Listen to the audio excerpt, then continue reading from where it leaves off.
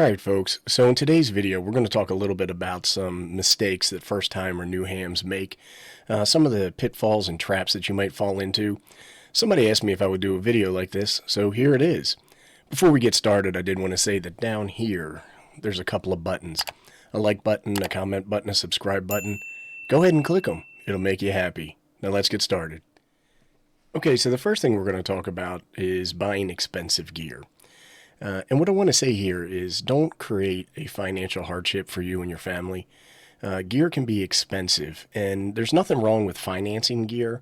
But if you're already partly extended or overextended, maybe it's best to save up or maybe buy some used gear. What you don't want to do is you don't want to buy something that's super expensive and then maybe have problems and walk away from the hobby. And then again, you don't want to create a situation where you are eating fish sticks and crackers for a month because you overextended yourself. You want to make sure that you enjoy the hobby before buying expensive gear. So maybe you can find a buddy or a club or something where you can work on other people's equipment. You can use their equipment to make some contacts and determine if ham radio is for you. A lot of times folks will think that they're going to like ham radio. They'll get into the hobby and find out for whatever reason it's just not for them. The other one is that you want to make sure that you don't buy gear that you can't use because of your license. Now folks will say, well, you can do CW on HF bands with a technician license. And that's true.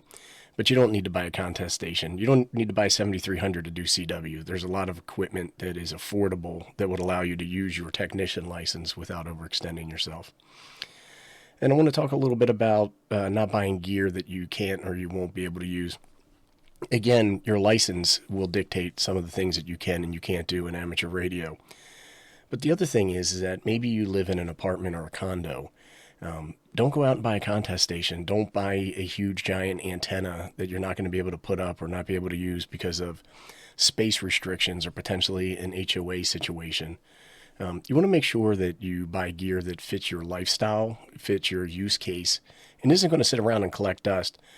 Buying expensive gear that you can't use for whatever reason will limit your ability to buy gear that you can use. The last thing I want to say is don't get caught up in trendy gear.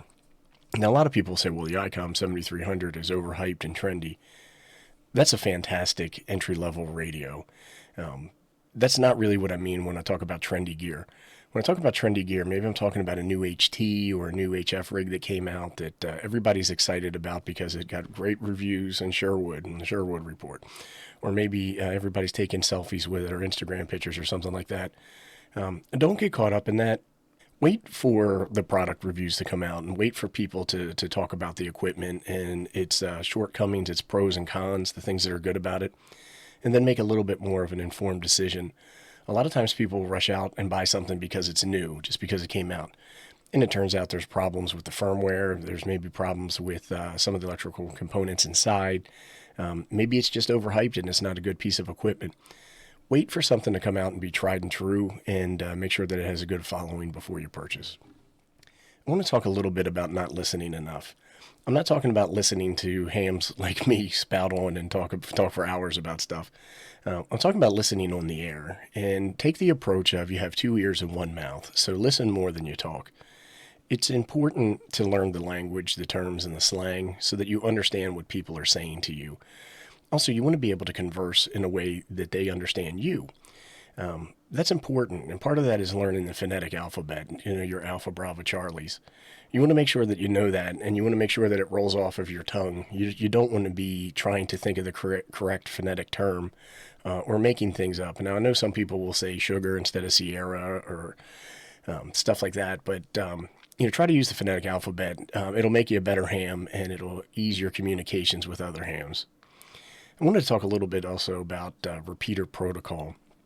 Don't sit there and ka-chunk your HT or your mobile station to see if you're hitting the repeater over and over again. Just call out. Say, hey, this is so-and-so. I'm monitoring, listening, asking for a signal report, something like that. And a lot of repeater guys will get upset if you start using CB lingo or stuff like that. And I think that's a little bit silly. But you want to understand repeater protocol. Don't step on somebody when they're talking. If two folks are talking, you say break. Try to get into the conversation nicely. Make sure that you hand your conversation off. So a lot of times you'll hear a few dudes on the repeater talking, Don't go out of turn. Wait until your turn comes up. It'll make you a better ham, and it will make the conversations a lot more enjoyable. You want to learn and understand how to make a QSO. That's a contact where you talk to somebody. Now, maybe you're going to be calling CQ to ask if somebody's out there listening and they want to respond. Or maybe you're going to respond to somebody's QSO. But you want to understand that basically you make contact, you have an introduction, you exchange information, likely a signal report. Sometimes folks will ask you what you're running, what kind of equipment you have, things like that. You want to be able to respond back. You want to make sure that you're using your call sign correctly and phonetically if appropriate. And then you have to end the QSO. I have no when to rag you. And I put that in there as a little bit of a play versus no, KNOW. What I mean by that is that sometimes it's cool. It's awesome to get caught up in a conversation and you want to talk to somebody and people want to talk to you, and that's fantastic. There's going to be times where somebody is maybe doing a park activation or a summit activation, or they're working in a contest. And the goal of what they're doing is trying to make as many contacts in succession as possible. And what they don't want to do is get into a long conversation about maybe your minivan or the equipment you're thinking about buying or your doctor's appointment. There's times and places in ham radio to have those conversations, and then there's times where you make a contact and you get in and you get out. The other thing I have on here is understanding net protocol. You can talk on nets, which are basically collections of hams that meet on the air, often on repeaters or on the HF bands. And what they'll typically do is they'll call for folks within a certain distance or a certain region. They'll call by call sign prefix or suffix, prefix, not suffix. And then they'll maybe call for portable stations, batteries powered stations, things like that. And you want to make sure that you check in at the right time. You check in using the net format. If you pass a message correctly. Nets are a great place to learn, but what I would say is listen to a few nets and then decide to join in. What I did at first is when I would join the local nets is I would just say, no comment. I'd give my call sign, no comment. And then somebody would come back and say, hey, you sound good, you sound bad. Then I would know what kind of adjustments I needed to make in my shack. After a while, I would say I had a comment, and I'd ask a question or I'd, say something about what was in the news. And it's a good way to learn how to communicate to people. It's a good way to learn how to be a better ham when you're not in a net. A net is a little bit of, they have a person called a net control that kind of dictates the flow of the conversation. And what's really handy about that person is they'll keep you on point, keep you on task, and make sure that you have a successful contact and welcome you into the community. I wanted to talk a little bit about something called analysis paralysis. And there's nothing wrong with being an informed consumer. But I think a lot of us know a guy who's been buying an HT station for 2 years. And, I do know a guy that has this massive spreadsheet with every HT radio, places that you can buy it, when it goes on sale, what it would cost, information about serial numbers and batch numbers, all the pros and cons, every feature laid out. And he updates his spreadsheet all the time, but he hasn't bought a radio. And what he's trying to do is make the best decision that he can. What I say is that whatever radio that you buy, there will be something about it that you love, and there will be something about it that you don't. And you'll likely end up getting rid of that and getting another radio or having 2 radios. Whatever you start out with in ham radio is not what you're going to end up with. Again, do your research. Make sure you know what you're buying. But what I wouldn't do, like in the case of my buddy, I'm like, you could have had a radio for 2 years that you've been playing around with, but instead you can't make a decision. And I think that's an extreme case.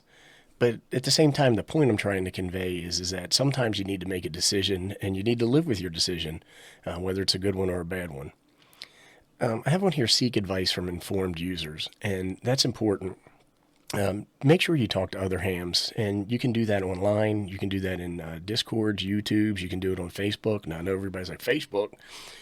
You can do it in Yahoo groups.io.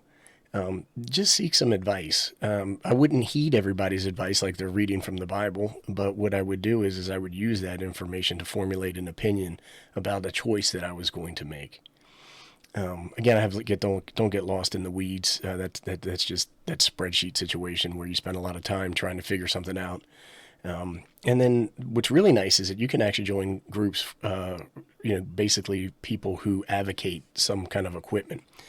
So let's just say I was going to end up buying the Yaesu FT3DR, which is a handheld ham radio. And I might join a group where enthusiasts of that radio talk about it. They talk about the things that they're doing that are cool. They'll talk about some challenges that they had, potential problems with the equipment. And that way I can kind of get a little bit of a sneak peek or an insider's preview and decide if that's something that I want to move forward with or not. So again, that's a pretty handy thing. Now, when we talk about getting advice, I want to say something on here around getting advice from experts. Getting advice from experienced hams is a good thing, but you want to take things with a grain of salt. People's opinions are based off of their experiences. So, like, don't just listen to me, right? Like, listen to other hams. And I'm not an expert. I'm not claiming to be an expert. I'm just a ham radio operator, and I have a webcam, and I like to make videos.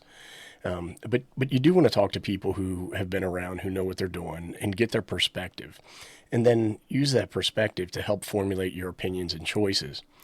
One thing about ham radio, folks, is no matter what you do, there will be a ham that tells you you did it wrong, and there's a different way and there's a better way. So you don't take that personally. Don't take that as an insult. But again, put that into your bank or your vault of information.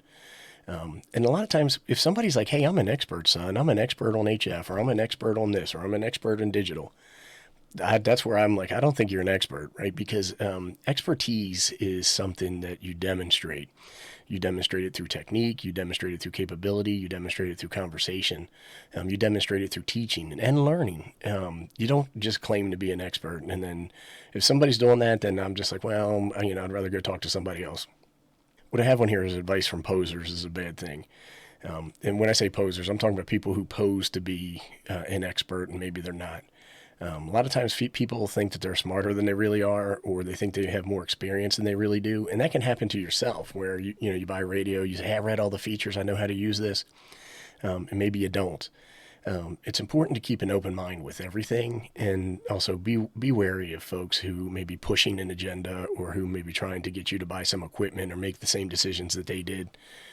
Really look at things with an open mind and a learning experience. And hey, I want to learn and I want to grow. I have on here, talk with hams and share ideas. And we talked a little bit about this. Hams might be people in your community. They might be your friends online. They could be people at a club. I don't hate clubs, but sometimes people have bad experiences with clubs. So go to the club, feel it out. If it doesn't feel right, go somewhere else. You don't have to stick around. You don't have to join a club to be a ham. You might walk into a club and it will be awesome. Really friendly people sharing a lot of knowledge. Maybe they'll let you borrow some equipment. What I wouldn't do is go in there and ask, hey, has anybody got a radio I can borrow? And if somebody is generous with you, with their time or with their equipment, be thankful. It's important. The other one I have on here is seek multiple opinions. And that's kind of a theme that's been going through this slide deck that we're talking about. Try to get advice from everybody. You can get advice from newcomers. You can get it from intermediate hams, technicians, generals, or you can seek it from experts or so-called experts. But the more you expose yourself to, the better opinions that you're going to be able to make and the better opinions you're going to be able to formulate. There's nothing wrong with getting information from a bunch of different sources, kind of cataloging that, and then figure out what kind of choices that you're going to make. And that could be buying antennas, that could be building antennas, that could be the way you mount your antennas, the equipment, the power supply you're going to use, the type of radio, the bands you're going to operate on, all of that kind of stuff. And it's really overwhelming, when you become a ham and you start buying equipment and you turn it on and nothing happens. And then maybe you turn it on and you hear static and there's these knobs and there's these buttons and there's these settings that you don't know. Like you'll see guys who have like a tuner set up and they're like, don't touch the knobs, don't touch the knobs. Or they'll have settings on the radio like, don't touch the settings. And that's because they got them set where they want, but they don't know how they got there. As you learn and you grow, you'll be able to do that. One of the things that I do is I mess with my radio all the time, and I'll do a factory reset because I'm like, I think I might have screwed something up, and I'll just start over from scratch. And that's good practice. That helps you learn how to use your radio, how to configure your radio, and it will build skills that translate into other radios. You don't want to be a set it and forget it type person. So number 5, and again, this is a theme that we've been building on, is that you want to continue to learn and you want to continue to grow in your ham journey. So what I have here is that not continuing to learn. One of the things that can happen is that folks will get their technician license and they'll stay there. They'll stay there forever, or they'll exit the hobby. You do want to advance your license. Now, I did have a few years between technician and general, but that was because I wasn't interested in general. I had a lot to learn in the technician bands. I was never bored. I continued to be active. I continued to do things. I was exploring digital modes. I was playing with APRS. I was talking on repeaters, doing mobile installations, playing around with simplex, and I just enjoyed it. But sometimes you want to advance your license and get into a lot cooler things. I'm really glad that I decided to be a general and have a lot more fun on HF than I thought I would. But initially, it didn't appeal to me. So I would say advance your license. A lot of times folks will go out and they'll get their tech and their general in the same day. And that's awesome. That's great that you can do that. And it's handy that you'll have those extra privileges that you want. But just because you pass that test, that doesn't mean that you're an expert. You still are learning and growing every day, every time you operate. So just keep that in mind. Read books. The league, the American Radio Relay League, ARRL, has a fantastic collection of publications. Pick one up every now and then. They're not expensive. They might seem expensive. Say, oh, $40 for a book. But you're looking at 500 pages of technical information that'll be a reference that you can use for years to come. I have one here, join a club. Again, expose yourself to other hams and talk to folks. Some clubs are good, some clubs are bad. So you're just going to have to find your way on that one. But joining clubs can be a really positive experience. Share your knowledge. When you're talking to other folks, you can say, hey, this is what I found out, or this is what I figured out, or this is what I'm experiencing. And it's okay to say that you've made a mistake. I do it all the time where I'll be talking to somebody and be like, oh, I didn't know about that setting, or oh, I didn't even think about that. And it's people aren't criticizing you or correcting you. They're trying to help you. But you want to help other people as well. So you want to make sure that you share what you're doing and you expose good people to the hobby, and it'll be positive and it'll be rewarding. And again, I don't think I need to talk about this too much, is leveraging internet resources. You want to make sure that that you are taking advantage of things that are available to you. Now, I did throw a bonus in here, and it's really not enjoying the hobby. A lot of times people get frustrated. Ham can be difficult at times. Might not be so approachable. Maybe there's a mean ham that's giving you a hard time. But we get in this to have fun, right? It's a rewarding hobby. It can be challenging at times. You do have to exercise patience. Sometimes it's going to be very frustrating. But you want to enjoy yourself. You want to say, hey, I'm doing something that's cool. I'm doing something that's fun. I'm doing something that challenges me. There's many, many facets in ham radio, and it's a lifelong endeavor. You can always learn, you can always grow, and you can always find something fun or cool to do. You want to be an advocate for the hobby. That doesn't mean walk around with a hat with your call sign on it and wearing an orange blazer and putting call signs on your license plate. There's nothing wrong with that. There's nothing wrong with saying, hey, I'm proud to be a ham and I'm proud of my hobby and I like what I do. Let people know that don't be embarrassed to put an antenna on your car. If somebody asks about it, talk about ham radio and talk about why it's cool and why you're getting into it or why you've been an established ham. And the last thing I want to say is don't be a grump. Just be nice. Like, that's what I really struggle with, is that sometimes some hams are pretty grumpy. They want to correct people. They want to tell you what you did wrong. There's a right way and a wrong way to help people. There's a right way and a wrong way to guide people. Just be nice.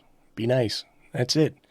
I want to say thanks for watching, everybody. If you like this video, why don't you go ahead and leave a comment below letting me know. If you have any other pitfalls or traps that you fell into, go ahead and post them below. Let me know what you're thinking. I'd love to hear about it. Thanks, everybody.